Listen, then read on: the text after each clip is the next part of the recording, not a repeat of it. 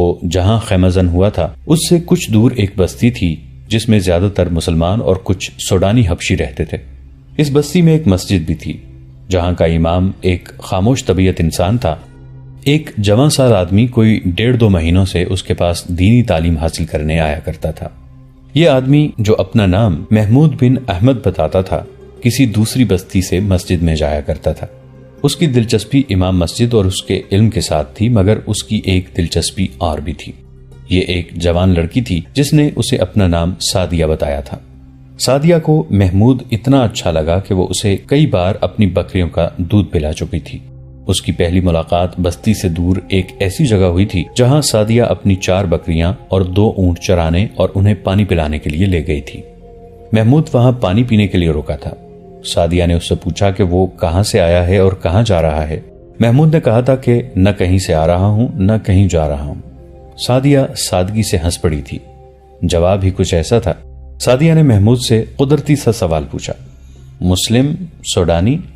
محمود نے جب جواب دیا کہ وہ مسلمان ہے تو سعدیہ کے ہونٹوں پر مسکراہٹ آ گئی۔ محمود نے اسے اپنا صحیح ٹھکانہ نہیں بتایا تھا۔ اس کے ساتھ کچھ ایسی باتیں کی جو سعدیہ کو اچھی لگی تھی۔ سعدیہ اس سے سوڈان کی جنگ کے متعلق پوچھنے لگی۔ اس کے انداز سے پتہ چلتا تھا کہ اسے اسلامی فوج کے ساتھ دلچسپی ہے۔ اس نے جب صلاح الدین ایوبی کے متعلق پوچھا تو محمود نے اس کی ایسی تعریفیں کی جیسے سلطان ایوبی سلطان نہیں، خدا کا اتارا ہوا فرشتہ ہے۔ سعدیہ نے پوچھا، کیا صلاح الدین ایوبی اس سے زیادہ مقدس اور برگزیدہ ہے جو آسمان سے اترا ہے اور مرے ہوئوں کو زندہ کر دیتا ہے؟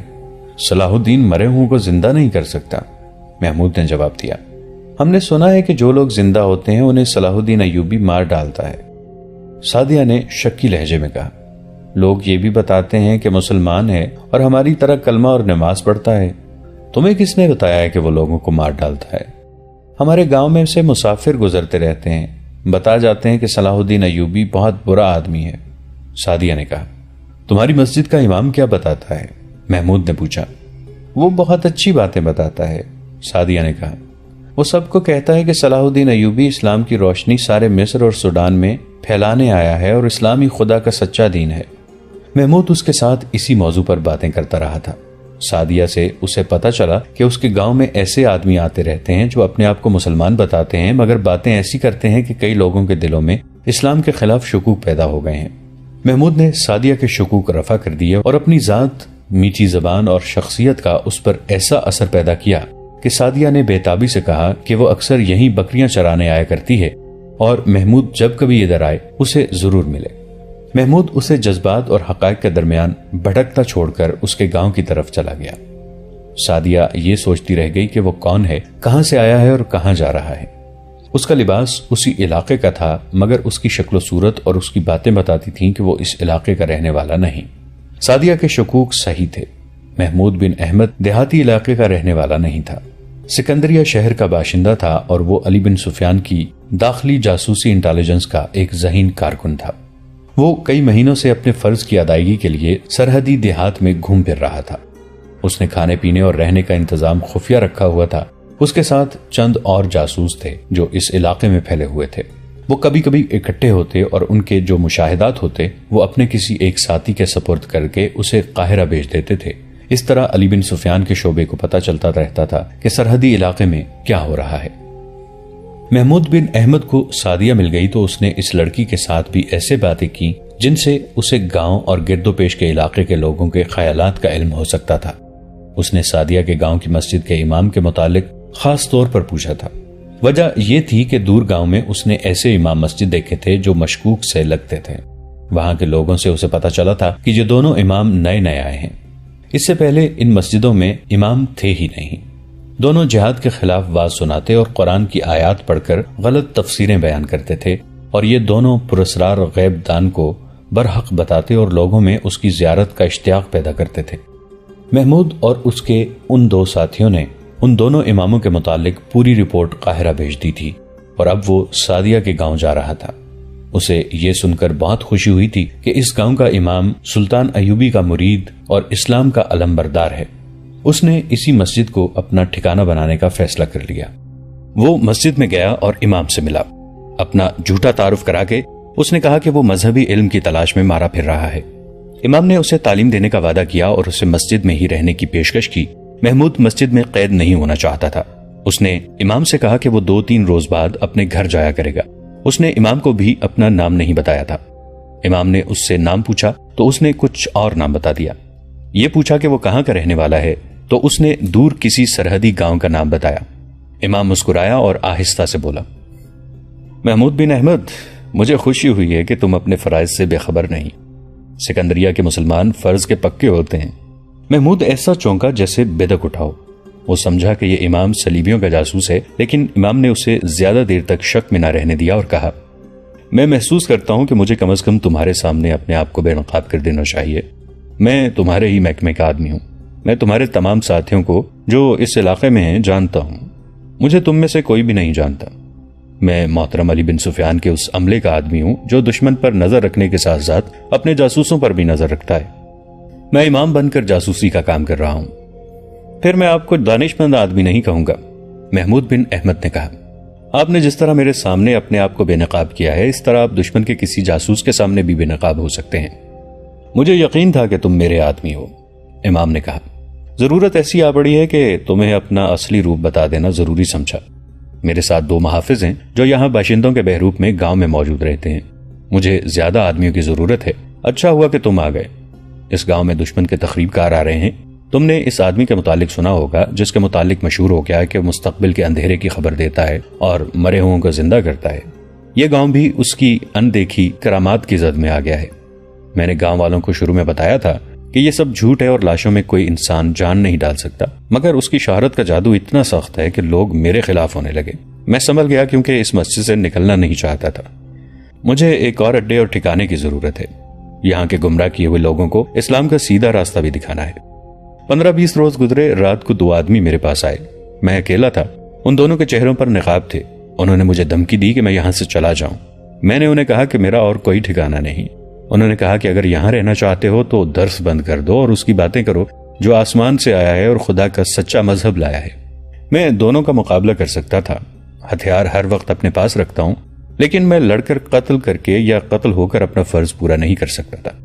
میں نے عقل سے کام لیا اور انہیں یہ تاثر دیا کہ آج سے وہ مجھے اپنا آدمی سمجھیں۔ انہوں نے کہا تھا کہ اگر میں ان کی باتوں پر عمل کروں گا تو مجھے انعام یہ ملے گا کہ مجھے قتل نہیں کیا جائے گا، دوسرا یہ کہ مجھے اشرفیاں دی جائیں گی۔ پھر آپ نے اپنے واز اور خطبے کا رنگ بدل دیا ہے؟ محمود نے پوچھا۔ کسی حد تک، امام نے جواب دیا۔ میں اب دونوں قسم کی باتیں کرتا ہوں۔ مجھے اشرفیوں کی نہیں، اپنی جان کی ضرورت ہے۔ میں اپنا فرض ادا کیے بغیر مرنا نہیں چاہتا۔ میں گاؤں سے باہر جا کر تمہیں یا تمہارے کسی ساتھی کو ڈھونڈنا بھی نہیں چاہتا، کیونکہ اس کی جان بھی خطرے میں پڑ جاتی۔ خدا نے خود ہی تمہیں میرے پاس بھیج دیا ہے۔ میرے محافظ اس رات میرے پاس نہیں تھے۔ اب تم ہی میرے ساتھ رہو۔ تم میرے شاگرد کی حیثیت سے میرے ساتھ رہو گے۔ تم سیدھی سادھی گماروں کی سی باتیں کیا کرنا۔ گاؤں میں 4-5 آدمی ایسے ہیں جو ہمارا ساتھ دے سکتے ہیں۔ اگر ہمیں قریب کوئی سرحدی دستہ مل جاتا ہے تو ہمارا مقصد پورا ہو سکتا ہے، مگر ہمارے سرحدی دستوں کا کسی کماندار پر بھروسہ کرنا بڑا خطرناک ہے۔ دشمن نے اشرفیوں اور عورتوں سے انہیں اپنے ساتھ ملا لیا ہے۔ وہ تنخواہ ہمارے خزانے سے لیتے ہیں اور کام دشمن کا کرتے ہیں۔ محمود بن احمد ان کے پاس رک گیا۔ اسی روز امام نے اسے اپنے دونوں محافظوں سے ملا دیا۔ شام کو جب سعدیہ مسجد میں امام کے لیے کھانا لے کر آئی تو محمود کو دیکھ کر ٹھٹک گئی اور مسکرائی۔ محمود نے پوچھا، میرے لیے کھانا نہیں لاؤ گی؟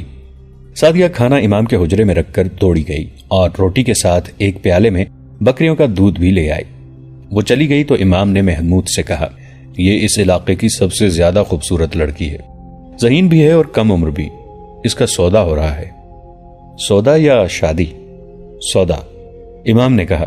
تم جانتے ہو کہ ان لوگوں کی شادی دراصل سودا ہوتی ہے، مگر سعدیہ کا سودا ہو رہا ہے۔ ہمیں اس کے متعلق پریشان نہیں ہونا چاہیے تھا، لیکن خریدار مشکوک لوگ ہیں۔ وہ یہاں کے رہنے والے نہیں۔ یہ وہی لوگ معلوم ہوتے ہیں جو مجھے دھمکی دے گئے ہیں۔ تم اچھی طرح سمجھ سکتے ہو کہ وہ اس لڑکی کو اپنے رنگ میں رنگ کر ہمارے خلاف استعمال کریں گے۔ اس لیے اسے بچانا ضروری ہے، اور اس لیے بھی اسے بچانا ضروری ہے کہ یہ لڑکی مسلمان ہے۔ ہمیں سلطنت کے ساتھ ساتھ سلطنت کی بچیوں کی عصمت کی حفاظت بھی کرنی ہے۔ مجھے امید ہے کہ یہ سودا نہیں ہو سکے گا۔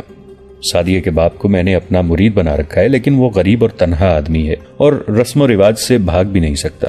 بہرحال سلطنت اور سعدیہ کی عصمت کے محافظ ہمارے سوا کوئی نہیں۔ اس کے بعد محمود امام کا شاگرد بن گیا۔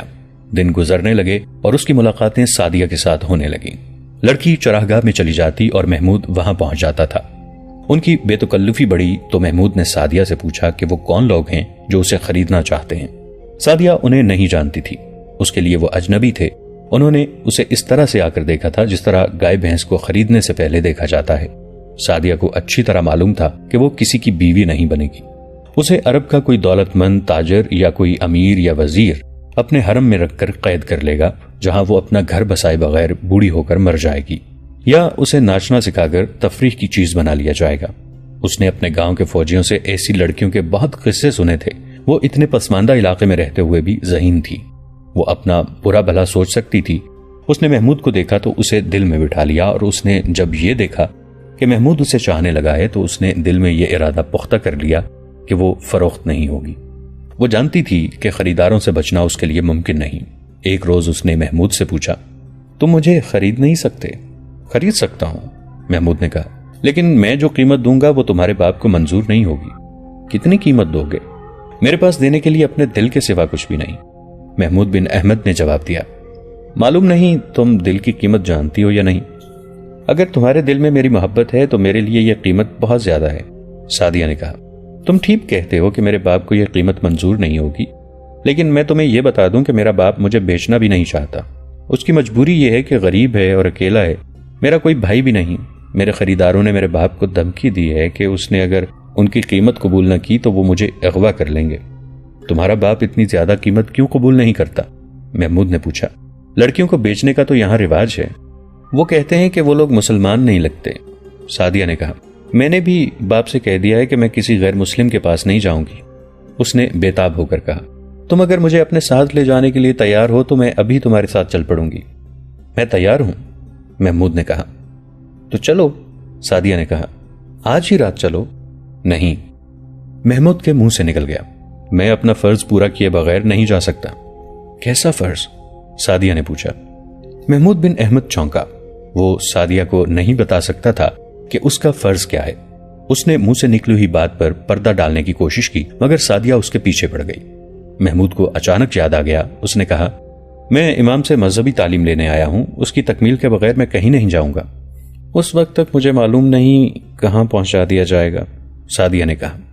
محمود فرض کو ایک لڑکی پر قربان کرنے پر آمادہ نہ ہو سکا۔ اس کے دل میں یہ شک بھی پیدا ہوا کہ یہ لڑکی دشمن کی جاسوس بھی ہو سکتی ہے، جسے اسے بیکار کرنے کے لیے استعمال کیا جا رہا ہے، لہٰذا اس نے سعدیہ کے متعلق چھان بین کرنا ضروری سمجھا۔ صلاح الدین ایوبی کی فوج قاہرہ سے 8-10 میل دور تھی۔ انہیں بتا دیا گیا تھا کہ فوج مشتعل ہے اور مصر کی فوج پر ٹوٹ پڑے گی۔ سلطان ایوبی نے وہاں پڑاؤ کا حکم دے دیا اور سپاہیوں میں گھومنے پھرنے لگے۔ وہ خود سپاہیوں کے جذبات کا جائزہ لینا چاہتے تھے۔ وہ ایک سوار کے پاس جا رکے تو کئی سوار اور پیادے ان کے گرد جمع ہو گئے۔ انہوں نے ان کے ساتھ غیر ضروری سی باتیں کی تو ایک سوار بول پڑا۔ اس نے پوچھا، گستاخی معاف سالار اعظم، یہاں پڑاؤ کی ضرورت نہیں تھی، ہم شام تک قاہرہ پہنچ سکتے تھے۔ تم لوگ لڑتے لڑتے آئے ہو، سلطان ایوبی نے کہا۔ میں تمہیں اس کھلے صحرا میں آرام دینا چاہتا ہوں۔ ہم لڑتے آئے ہیں اور لڑنے جا رہے ہیں، سوار نے کہا۔ لڑنے جا رہے ہیں؟ سلطان ایوبی نے انجان بنتے ہوئے پوچھا۔ میں تو تمہیں قاہرہ لے کے جا رہا ہوں جہاں تم اپنے دوستوں سے ملو گے۔ وہ ہمارے دشمن ہیں، سوار نے کہا۔ اگر یہ سچ ہے کہ ہمارے دوست بغاوت کرنے پر تلے ہیں تو وہ ہمارے دشمن ہیں، صلیبیوں سے بدترین دشمن، ایک اور سپاہی نے کہا۔ کیا یہ سچ نہیں سالار اعظم کہ قاہرہ میں غداری اور بغاوت ہو رہی ہے؟ کسی اور نے پوچھا۔ کچھ گڑبڑ سنی ہے، سلطان ایوبی نے کہا۔ میں مجرموں کو سزا دوں گا۔ اب پوری فوج کو کیا سزا دیں گے؟ ایک سوار نے کہا۔ سزا ہم دیں گے، ہمیں کمانداروں نے قاہرہ کے سارے حالات بتا دیے ہیں۔ ہمارے ساتھی شوبک اور کرک میں شہید ہوئے ہیں۔ دونوں شہروں کے اندر ہماری بیٹیوں اور بہنوں کی عصمت دری ہوئی ہے اور کرک میں ابھی تک ہو رہی ہے۔ ہمارے ساتھی قلعے کی دیواروں سے دشمن کی پھینکی ہوئی آگ میں زندہ جل گئے ہیں۔ قبلہ اول پر کافروں کا قبضہ ہے اور ہماری فوج قاہرہ میں بیٹھی عیش کر رہی ہے، آپ کے خلاف بغاوت کی تیاری کر رہی ہے۔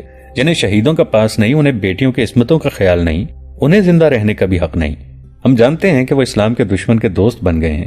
ہم جب تک غداروں کی گردنیں اپنے ہاتھوں سے نہیں کاٹیں گے، ہمیں شہیدوں کی روحیں معاف نہیں کریں گی۔ ذرا ان زخمیوں کو دیکھیے جنہیں ہم اپنے ساتھ لائے ہیں، کسی کی ٹانگ نہیں، کسی کا بازو نہیں۔ کیا یہ اس لیے ساری عمر کے لیے اپاہج ہو گئے ہیں کہ ہمارے ساتھی اور ہمارے دوست دشمن کے ہاتھ میں کھیلیں؟ ہم انہیں اپنے ہاتھوں سے سزا دیں گے۔ اور پھر ایسا شور بپا ہوا کہ ساری فوج وہاں جمع ہو گئی۔ صلاح الدین ایوبی کے لیے اس جوش و خروش پر قابو پانا مشکل ہو گیا۔ وہ سپاہیوں کے جوش اور جذبے کو سرد کر کے ان کا دل بھی نہیں توڑنا چاہتے تھے۔ انہوں نے انہیں صبر و تحمل کی تلقین کی، کوئی حکم نہ دیا۔ اپنے خیمے میں گئے، مشیروں اور نائبین کو بلا کر کہا، یہ فوج اگلے حکم تک یہیں پڑاؤ کرے گی۔ انہوں نے کہا، میں نے دیکھ لیا ہے کہ خانہ جنگی ہوگی، فوج کا آپس میں ٹکرا جانا دشمن کے لیے فائدہ مند ہوتا ہے۔ میں آج رات قاہرہ جا رہا ہوں، کسی کو معلوم نہ ہو سکے کہ میں یہاں نہیں ہوں۔ سپاہیوں کے جوش کو سرد کرنے کی بھی کوشش نہ کی جائے۔ انہوں نے ضروری احکام اور ہدایات دے کر کہا، ہماری قاہرہ والی فوج جو بغاوت پر آمادہ ہے میری نظر میں بے گناہ ہے، اور ہماری قوم کے وہ نوجوان جو جوئے اور ذہنی عیاشی کے عادی ہوتے جا رہے ہیں وہ بھی بے گناہ ہیں۔ فوج کو ہمارے اعلیٰ حکام نے غلط باتیں بتا کر بھڑکایا ہے۔ انہی حکام کے ایما پر دشمن نے ہمارے ملک کے سب سے بڑے شہر میں ذہنی عیاشی کے سامان پھیلائے ہیں۔ اس اخلاقی تباہ کاری کو فروغ صرف اس لیے حاصل ہوا ہے کہ ہماری انتظامیہ کے وہ حکام جنہیں اس تخریب کاری کو روکنا تھا وہ اسے پھیلانے میں شریک ہیں۔ دشمن انہیں اجرت دے رہا ہے۔ جب کسی قوم کے سربراہ اور امراء دشمن کے ہاتھوں میں کھیلنے لگتے ہیں اس قوم کا یہی حشر ہوتا ہے۔ ہماری فوج سوڈان کے ظالم صحرا میں بکھری ہوئی لڑ رہی ہے، کٹ رہی ہے، سپاہی بھوکے اور پیاسے مر رہے ہیں اور ہمارے حاکم ان کی کمک اور رسد اور ہتھیار روکے بیٹھے ہیں۔ کیا یہ دشمن کی سازش نہیں جسے ہمارے اپنے بھائی کامیاب کر رہے ہیں؟ اس سے دشمن ایک فائدہ یہ اٹھا رہا ہے کہ تقی الدین اور اس کے وہ عسکری جو جذبہ جہاد سے لڑ رہے ہیں وہ مر رہے ہیں اور نوبت ہتھیار ڈالنے تک آ گئی ہے۔ دوسرا فائدہ یہ کہ ہماری قوم کو بتایا جائے گا کہ یہ دیکھو تمہاری فوج شکست کھا گئی ہے کیونکہ یہ اس قابل تھی۔ ہمارے بعض بھائی مصر کی امارت پر قابض ہونے کے خواب دیکھ رہے ہیں۔ وہ سب سے پہلے فوج کو قوم کی نظروں میں رسوا اور ذلیل کرنا چاہتے ہیں تاکہ وہ منمانی کر سکیں۔ مجھے امارت کے ساتھ چپکے رہنے کی کوئی خواہش نہیں۔ اگر میرے مخالفین میں سے کوئی مجھے یہ یقین دلا دے کہ وہ میرے عزم کو پایہ تکمیل تک پہنچائے گا تو میں اس کی فوج میں سپاہی بن کر رہوں گا، مگر ایسا کون ہے؟ یہ لوگ اپنی باقی زندگی بادشاہ بن کے گزارنا چاہتے ہیں، خواہ دشمن کے ساتھ ساز باز کر کے بادشاہی ملے، اور میں اپنی زندگی میں قوم کو اس مقام پر لانا چاہتا ہوں جہاں وہ اپنے دین کے دشمنوں کے سر پر پاؤں رکھ کر بادشاہی کرے۔ ہمارے ان لالچی اور غدار حاکموں کی نظر اپنے حال پر، اپنے آج پر ہے، میری نظر تو قوم کے مستقبل پر ہے۔ انہوں نے بولتے بولتے توقف کیا اور کہا، میرا گھوڑا فوراً تیار کرو۔ انہوں نے ان افراد کے نام لیے جنہیں ان کے ساتھ جانا تھا۔ انہوں نے کہا، نہایت خاموشی سے ان سب کو بلاؤ اور ان کے قاہرہ چلے جانے کے لیے کہو۔ میرا خیمہ یہیں لگا رہنے دو تاکہ کسی کو شک نہ ہو کہ میں یہاں نہیں ہوں۔ انہوں نے گہرا سانس لیا اور کہا، میں آپ کو سختی سے ذہن نشین کرانا چاہتا ہوں کہ جو فوج بغاوت کے لیے تیار ہے ان کے خلاف کوئی کارروائی نہیں کروں گا۔ تم میں سے کوئی بھی اس فوج کے خلاف قدورت نہ رکھے، اس طرح اپنے نوجوانوں کو بھی قابل نفرت نہ سمجھنا۔ ان کے خلاف کارروائی کروں گا جو فوج اور قوم کو گمراہ اور ذلیل کرنے کے ذمہ دار ہیں۔ یہی فوج جب اپنے دشمن کے سامنے آئے گی اور دشمن اس کے تیروں سے استقبال کرے گا تو فوج کو یاد آ جائے گا کہ وہ اللہ کی فوج ہے۔ دماغ سے بغاوت کے کیڑے نکل جائیں گے۔ آپ جب اپنے بچوں کو اپنے دین کا دشمن دکھائیں گے تو ان کا ذہن خود جوئے سے ہٹ کر جہاد کی طرف آ جائے گا۔ میں آپ کو صاف الفاظ میں بتا دیتا ہوں کہ اسلام اور سلطنت اسلامیہ کی بقا اور وقار فوج کے بغیر ممکن نہیں۔ میں صلیبیوں اور یہودیوں کے عزائم اور ان کے طرز جنگ اور ان کی زمین دوز کارروائیوں کو دیکھ کے کہہ سکتا ہوں کہ وہ اسلام کی فوج کو کمزور کر کے اسلام کا خاتمہ کریں گے۔ جس روز اور جس دور میں کسی بھی مسلمان ملک کی فوج کمزور ہو گئی وہ ملک اپنی آزادی اور اپنا وقار کھو بیٹھے گا۔ کسی بھی دور میں کوئی مسلمان مملکت مضبوط اور باوقار فوج کے بغیر زندہ نہیں رہ سکے گی۔ ہمارا آج کا غلط اقدام اسلام کے مستقبل کو تاریک کر دے گا۔ میں نہیں کہہ سکتا کہ آنے والی نسلیں ہماری لغزشوں اور ناکامیوں اور کامیابیوں سے فائدہ اٹھائیں گی یا نہیں۔ امیر مصر، ایک مشیر نے کہا، اگر ہمارے بھائی غداری کے فن میں ہی مہارت حاصل کرتے رہے تو آنے والی نسلیں غلام ہوں گی۔ انہیں معلوم نہیں ہوگا کہ آزادی کسے کہتے ہیں اور قومی وقار کیا ہے۔ ہمارے پاس اس کا کوئی علاج ہے؟ قوم کا ذہن بیدار کرو، سلطان ایوبی نے کہا۔ قوم کو رعایا نہ کہو۔ قوم کا ہر فرد اپنی جگہ بادشاہ ہوتا ہے۔ کسی بھی فرد کو قومی وقار سے محروم نہ کرو۔ ہمارے عمراء اور حاکموں میں چونکہ بادشاہ اور خلیفہ بننے کا جنون سوار ہے، اسی لیے وہ قوم کو رعایا بنا کر اپنے اقتدار کے استحکام کے لیے استعمال کرنا چاہتے ہیں۔ یاد رکھو، قوم جسموں کا مجموعہ نہیں جسے تم مویشیوں کی طرح ہانکتے پھرو۔ قوم میں دماغ بھی ہے، روح بھی ہے اور قومی وقار بھی ہے۔ قوم کی ان خوبیوں کو ابھارو تاکہ قوم خود سوچے کہ اچھا کیا ہے اور برا کیا ہے، اچھا کون ہے اور برا کون۔ اگر قوم محسوس کرے کہ صلاح الدین ایوبی سے بہتر امیر موجود ہے جو سلطنت اسلامیہ کے تحفظ کے ساتھ ساتھ اسے سمندروں سے پار بھی وسعت دے سکتا ہے، تو قوم کا کوئی بھی فرد مجھے راستے میں روک لے اور جرت سے کہے کہ صلاح الدین تم یہ مسند خالی کر دو، ہم نے تم سے بہتر آدمی ڈھونڈ لیا ہے، قوم میں یہ سوچ بھی ہو اور جرت بھی، اور مجھ میں فرعونیت نہ ہو کہ اپنے خلاف بات کرنے والے کی گردن مار دوں، مجھے یہی خطرہ نظر آ رہا ہے کہ ملت اسلامیہ ایسے ہی فرعونوں کی نظر ہو جائے گی، قوم کو رعایا اور مویشی بنا دیا جائے گا، پھر مسلمان نہیں رہیں گے یا برائے نام مسلمان ہوں گے، مذہب تو شاید ان کا یہی رہے گا مگر تہذیب و تمدن صلیبیوں کا ہوگا۔ اتنے میں ایک محافظ نے اندر آ کر بتایا کہ گھوڑا تیار ہے اور جن 3-4 نائب سالاروں کو بلایا گیا تھا وہ بھی آ گئے ہیں۔ دوستو آج کے لیے اتنا ہی، اسی کہانی کی اگلی قسط کے ساتھ بہت جلد حاضر ہوں گے۔ نیچے کامنٹ سیکشن میں اپنی رائے کا اظہار ضرور کیجیے گا۔ ہمارے اس چینل کو سبسکرائب کر کے نیچے موجود بیل آئیکن کو بھی ضرور کلک کیجیے گا۔ اگلی ملاقات تک کے لیے ہمارا اور آپ کا اللہ نگہبان۔